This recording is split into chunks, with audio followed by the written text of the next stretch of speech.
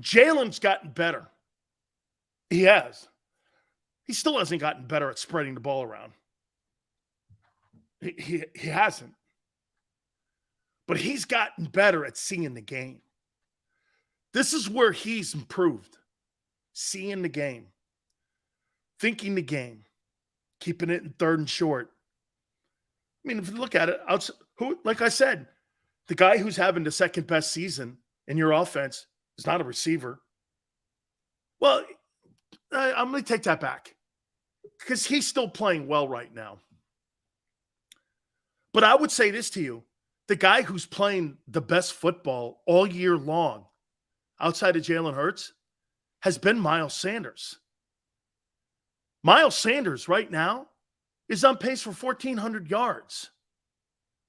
A.J. Brown the last month has been a no-show. Devonta, bunch of wheel routes. He's going to have pace for 87 catches and 900 yards. That's not productive in today's NFL.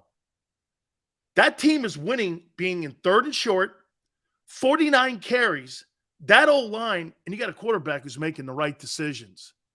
Let's bring our friend in, Garry Cobb from Fox 29, and get his spin on this. Garry, am I right when I say that right now that, they've kind of reverted back to being a little bit of who they are, which is cool because, Garry, when you can run the ball for 363 yards, you and I, we see that in college. That's right. We don't see that in the pros. Just your takeaway from last night's win, 40 to. Well, again, I'm not crazy about seeing, Jalen Hurts running the ball that much. But, now the runs, though, where he's out in the clear just running, he's not going to get hurt doing that. It's when you're in close area and guys are getting shots at him, because I tell you, back in the day, I don't know if we'd have been cool with quarterback running that much. He would really have to watch out for himself because the guys would go after a quarterback running that much and stuff. But anyway, he's he's been the key. He was the one that helped them win that game, and of course the Indianapolis game as well. But I like what they were doing from the standpoint that they took advantage of what they could do. The Packers were letting them have this opportunity where they were not taking, or they were taking it for granted that he's just a quarterback, like it's Aaron Rodgers they're playing against. No, come on, Jalen can run, and you can see speed wise he can run. He's like 4'4", he can run. So when you get him out there, he can really create problems. I'm not crazy about it because on the long term, you can't rely on that because you're going to run the risk of him getting hurt. 30 carries, Garry, in the last 2 weeks. I know. Is that sustainable? No, it's not. It's not. But, if all he was doing were those draws, now some of those were draws. There were quarterback draws where they knew the numbers and the way it was set up that he's going to be running into open field. Now, he's not going to get hurt like that because you see he won't even take a shot. He'll either run out of bounds or slide. When he's doing that, I'm cool with any of the running. But see, once you start where you got defenders out there, and I forgot the kid 20. 20 was trying to get him. He came after him a few times. He's one of the safeties for Green Bay. He came after. He almost had a couple shots at him. And, you got to realize that without Jalen Hurts, the party's over. There will be no party if Jalen Hurts is not healthy. So that's why I'm not crazy about that. But I got to give them credit, and they found a way to win. Man, to carve up 300 and some yards rushing. Man. Wow. You never see numbers. You never see numbers like that. But Garry, let me expand on something you said. I like the physical stuff, though. They're getting back to some of the physical stuff with the line. I agree with you here. I like that because, hey, you can do that all day long. If you're pushing people around, that's what football is about. And you know what? It's demoralizing. It opens up everything else. When you are physically pounding people, that's the best football you can play because you can do that in any weather. It doesn't matter where you're playing at. You're going like, hey, We don't care what the weather. Oh, it's snowing. We don't care. It's hot. We don't care because we're going to beat people up. That's a great point, Gary, that this style of offense is built for any kind of weather situation. Snow, rain, sleet. It's not a high percentage passes down the field. They'd rather run it, keep it in third and short. I do want to expand on something that you said here, though.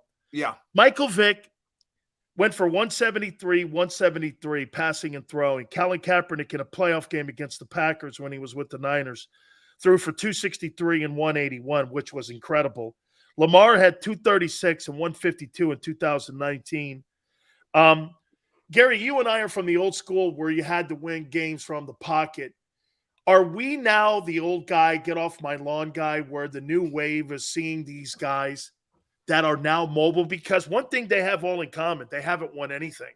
I mean, Michael Vick, Kaepernick did win an NFC championship, and he did get to a Super Bowl. But Lamar hasn't really had postseason success yet. Why am I to believe Jalen's going to be any different than Michael Vick?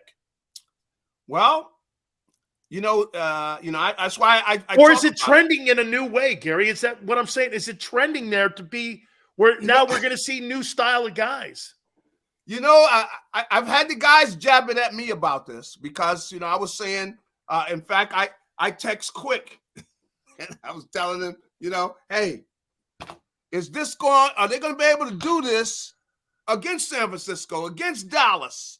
Are they going to be able to do this? Because that's who they're going to have to beat to go to the big dance, And so, all the other things, now that they're 10-1, see, things change where now when you're 10-1, hey, you're 10-1. You've already done that. We don't care about regular season. We're getting ready for the playoffs. That's what we're playing. That's what our mind is, getting ready for the playoffs. What is it going to take to win then? Because that's all it's about. Doesn't matter what record you got. They can be pretty assured they're going to be in that dance. What does it take to go to the big dance? And so, I guess I'm going back into, being talking to old football and everything.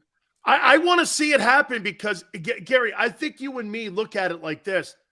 There's just not a high ceiling for these guys. I mean, look at Cam. He can't even get a job. He's beat up. Yep. Michael Vick never played but one season, a full 16 games. Lamar Jackson, this is the first year where he'll play, if he gets through the tape, a full season. I mean, Gary, it's just the style in the playoffs. I tell you, I've been looking at, I've just been in here looking at the tapes. I got it on now. I'm looking at the game and going back and looking at all 22 and everything. I don't have a problem with them when they're playing physical football. I don't have a problem with that, and I can see what they're doing with the quarterback draws, especially when you got Jalen running out in open space and he's running out of bounds. You're not going to get hurt like that. I just don't want to see him do it too much to where you become so dependent to where when he's turning back inside and somebody gets a good shot at him, and even some of the guys said, "Oh, don't say that, Cobb. That's bad luck." I said, "Man, forget all that bad luck stuff. Look, a helmet in the ribs is bad luck. You know what I mean? A 300-pounder landing on the side of your knee, that's bad luck because then they got to come carry you off and the party's over." So I just want them to be guarded about that and then want Jalen to be guarded about it. If I was coaching them, I'd tell, "Hey, Jalen, remember, buddy, we don't care about 1-2 yards. If you're in danger, get on that daggone ground because we'll be fine. As long as you're healthy, we're going to win this thing, So that's the way I would be about it. So I'm not crazy about, when he's running in tight spaces and things like that. But I do like when that offensive line they are pounding people. They're running that ball up inside. He's handing that ball to Miles, and they're running, and they even bring the little guys in there. They got little guys in there running the ball. The guys look, And it's Gainwell. I kind of joke with them a little bit, but they got those little backs in there, and they're gaining yardage, and they're pushing people back. So that's what I think is that I'd like to see them do all the time because nobody can ever take that away from you. But see, teams are going to do like the Colts and start sneaking an extra guy into that box. See, spies. And when you're just running, this those option plays rather than you running a double team, come off on the double team, get that linebacker, old-fashioned football. They're big and physical, and they can do that all the time. And then when you throw, the throwing is going to be open because people are worried about the run. So I do I like it like that, because when I look at Dallas and I look at the 49ers, that's what they're doing. And that's what they're going to do. And I want the Eagles to be able to do that, because they got to match that, because they're going to try to get physical with the Eagles. They're going to try to run the ball on them. Especially a team like Tennessee, like a team like Tennessee this weekend. Gary, I want to get you over. A team like Tennessee. Like to special teams here. How I said we should address it, by the way, you cannot, with a Jonathan Gannon, I call his defense the prevent 60-minute defense. And so to me, you can't be giving up 3 50-yard kickoff returns and putting your defense in a position like that when you're doing this. So to me, how I would fix this, you got to start putting some of your frontline guys, or get this, one of those games like you just said, playing against San Francisco or Dallas or one of those games like that, they're going to put you in a bind that you're not going to be able to crawl out of. You're right. And and you get in against good teams who are going to have good special teams, and you end up losing the game because of that. And you got to remember that when you get into those playoffs, in those playoff games, hey, all it takes is one bad game and it's over. All of the parade stops. Everybody goes home. So the special teams, they're just awful. I'm going to look at it closer and maybe start identifying people, because you got to have guys down there. It's simple. Come on, you got to run down, see where the ball is, get off the block, and make the tackle. But obviously, a lot of times on special teams, they got guys out there that don't want to be out there, and they're just trying to hide rather than get out there and make a play. Get off the block, because you see them running up through there. Nobody's coming off the block. Look, hey, everybody gets blocked. Get off the block and make a play. The guy's running by you. Get that guy off of you. You got to get off there and make a play. And I didn't see that. I saw guys getting blocked and staying blocked. And that means you got a lot of guys out there that are not giving it everything they got. They're not out there fighting like their career is on the line. And I think some of them's career is probably going to end, because they're probably going to get some of those backups.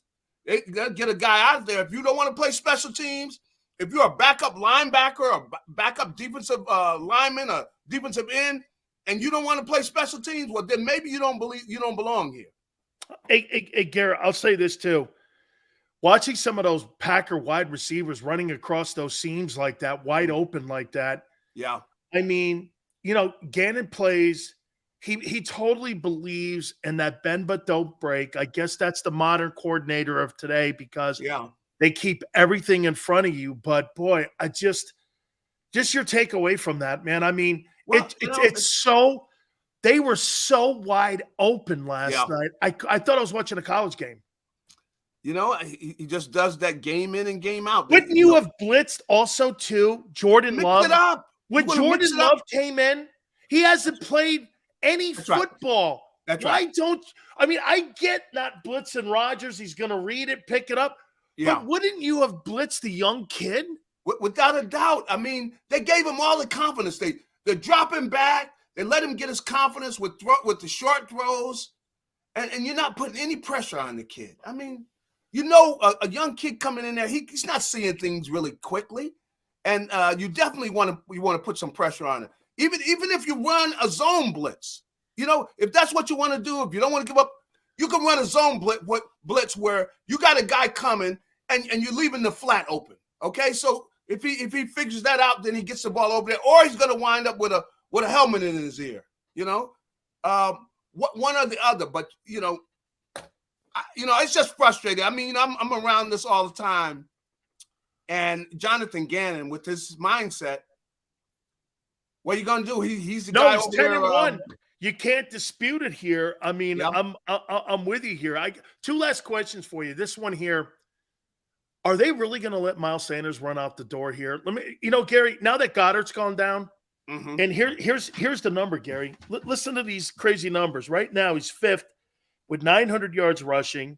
It's a career high. 5-1, which is the true number, yards per carry. He's got 8 touchdowns, and currently right now, Gary, he's on pace for 1,400 yards rushing, and he's on pace for 12 touchdowns. You're really going to let this guy, now that Goddard's gone down, he's probably been the most consistent player in that offensive huddle next to Jalen Hurts. Are they really going to let him walk out the building like that? Well, I know that I thought that was the plan. Of course, he hadn't had a big year. He goes and continues at this pace and has a big year. I think they got to talk to him. They at least got to make some kind of offer to the kid, So I think that they would have to do that. It just would be kind of malpractice if you didn't offer him something.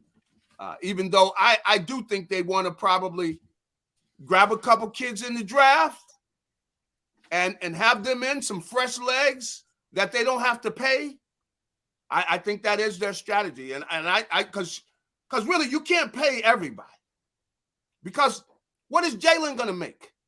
I mean, that's something you want to start talking about. I mean, Gary, do you address that at the end of the season, or do you address that going into training camp? Because he's got one more year. How do you think the way things are playing out, if everything continues to play out the way it is, you think they address that before the draft? Or do you think they start addressing it because it would be a contract extension? It would be something that they would add on to the current deal. So they would get another year of the rookie salary. However, they probably prorate it with the signing bonus, and he would get a significant signing bonus. So that would cover him not going into another year making $1.4 million. You think they address it before March 17th, the start of the new year, or after? I think they start talking to him. I think you got to go talk to his guy. You want it, you want the air to be, you want a positive air, see, because, the kid's done everything you've asked him to do. So you want to keep it going that way. So you want to start talking to him. And then I think you want to leave the door open for that to happen and look at the numbers. And I know there's supposed to be a big increase in the NFL with the numbers. So the salary cap. Yeah, the salary cap. So I think you want to definitely talk to him because, Jalen has been very gracious about everything. He's been a positive kid about everything. I think that he deserves that. And you see what he's talking about. But Gary, you got Clutch Sports and Maverick Carter and that group. They're not going to walk in there and go like this. Hey, you should take $10, $15 million less just because it's Philly and you're a good dude. That's not what those guys are all about. I mean, you better believe it. You better believe it. I mean, want top dollar for him. They're going to have to pay him. I think because of the way everything's going. I mean, the year he's having an MVP year. So who's got the so was Carson Wentz. I know, but that was Carson. And that's why Carson got 30 a year then. See? Carson got 30 a year. So I think you want to try to talk to him and talk to his guys, but they're gonna go after the big dough, and you just got to be creative about it. I think Howie has been very good about working with guys, and hopefully he can do that. He's got a good relationship, with Jalen. It's positive, and so I think that he's going to try to get his reps on board. But they're going to have to pay him a lot of money. You think they're giving him $40 million? You think they're giving him 40 north of? You think they're giving him north of 40? I think it's going to be north of 40. I think it's gonna, I don't see. See. You think they're going to give him north of $40 million? Well, I don't think they have a choice because right now. Who are you going to give the MVP to right now if they got to give it? Mahomes. Yeah, maybe. Yeah, you could give it to Mahomes. But there could be people say, Agreed. Mahomes has been great and everything, but golly, this Oh kid. no, he's Gary. I think it's the these kid- two guys, and like everyone else after 1 and 2. Yeah, but this MVP award, Gary, is numbers driven. He's going to have 5,500 passing yards and almost 50 touchdowns, and plus he's with Reed. They are 9 and 2. It's not like they're 6 and 5 here. They've got one less loss than what the Eagles do. So it's not like we're talking. And plus, they took Tyreek Hill away from them. That's right. I mean, what would Jalen be if you took? We're finding that out a little bit with Goddard being taken away, and yet Patrick Mahomes has increased his numbers. Yes. So Mahomes getting the award, I could definitely see that. The thing is that this kid has done everything they could have wanted and more. And more. And then, when you talk about, the guys that are representing him, they're coming in there with the machete. Maverick Carter, and Clutch Sports, they don't work for free. So all I can say is, man, I just hope they hope everything stays positive, but they're gonna want the money, and right now, I mean, with all of so many quarterbacks, up over 40, you're gonna have to give them over 40. Wow. Hey, your boy Caleb Williams, he won the Heisman at USC. It looks like he's good. I mean, you got the same situation. I mean, the kid has had a great year. He makes $4.5 million a year. I know. Hey, Gary, can you imagine USC and all you guys with all that team, those great football teams that you played with? Who were your running backs? Well, when I got those, Ricky Bell, and we had Charlie White and Marcus Allen. But we had that line, man. We got, Big Munoz and Matthews and those guys on that line, man. Brad Buddy was there. Yeah, Brad Buddy was there, and Don Mosbar. Yep. All that gang, man. So we used to have wars in practice, man. We had some good battles with those guys, but we ran the ball on people. That was old-fashioned football. Absolutely. Gary, I appreciate it so much, man. 10-1 Philadelphia Eagles. And now Tennessee. King Henry comes rolling in. 40-some a year, man. You think, so $40 million a year, is it a 3 or 5 year deal for Jalen? You want to get him for 5 at least. See, Gary, if I was a quarterback today, because the market changes what you just said with the salary cap, I'd want a shorter term deal so I could restructure my contract every 3 years and have my money go up. Shit, man. I think Dak Prescott's got a better deal than what Mahomes does. Mahomes signed a 10-year contract. Yeah. And Dak's deal is going to be up soon. You're right. And if he happens to win something, he's making 42. This guy could potentially make $55 million next year. And as strong as Mahomes is, he could go in there and say, man, we need to talk. we need to fix the numbers a little bit because they're not adding up right. We need to talk. He wins another Super Bowl. I mean, he's doing it with the way he's playing. So, those guys, I mean, because without that quarterback, man, you cannot go to the dance. You don't have the QB. So those QBs are calling the shots. And, with Jalen, man, wow, boy, I don't see how you can get out of there without giving them 40, though. Oh, God. Gary, love you, man. Thank you so much, my friend. All right. Hey, have a good one. You got it. Garry Cobb, Fox 29. Make sure you check his work out. You can also check him out over on Twitter, too. Please hit the like button. Hey, we got a lot to hit on. Also, Week 12 of the National Football League. I got a bunch of results here. I want to hit on this. And by the way, $45 million, Garry Cobb said, for Jalen. We'll hit on it next. Keep it here on the National Football Show. At Pond Lehigh